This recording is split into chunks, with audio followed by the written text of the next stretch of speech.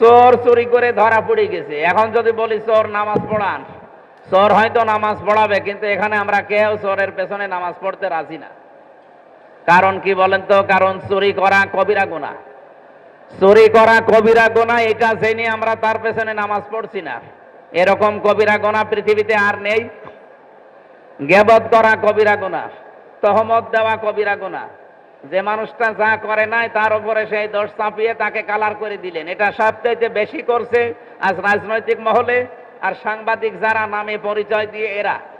সর্বোপরি এখন আরম্ভ করেছে সর্বশেষ বিভিন্ন আলেম ওলামা, বিভিন্ন পীর মাশায়েখ, বিভিন্ন ইসলামী দলের লোক।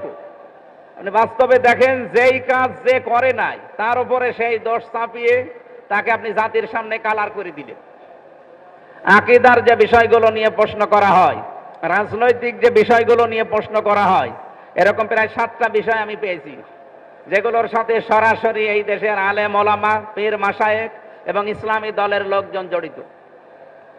সাংবাদিক যারা আছে অত সাংঘাতিক জানাই যাচ্ছে। এই যে যারা এরাও দেখবেন কাটছাট করে কালকে আমার নামে একটা জিনিস ছড়িয়ে দেবে।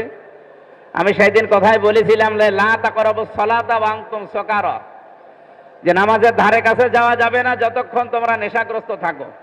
আমার নামে ছড়িয়েছে, আমির হামজা বলেছে নামাজ পড়া যাবে না, নামাজ পড়া হারাম। এ কথাকে আমি বলেছিলাম? এই যে একটা মিথ্যা তহমত আমার নামে লাগিয়ে আগে নেই পরে নেই চালিয়ে দিলেন।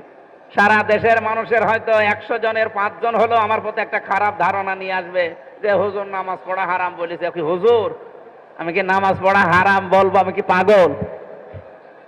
এই জন্য না, চোর চুরি করলে তার পেছনে নামাজ পড়েন না, ডাকাতি করলে তার পেছনে নামাজ পড়তে রাজি না, যে লোকটা গীবত করে তার পেছনেও তো নামাজ হয় না।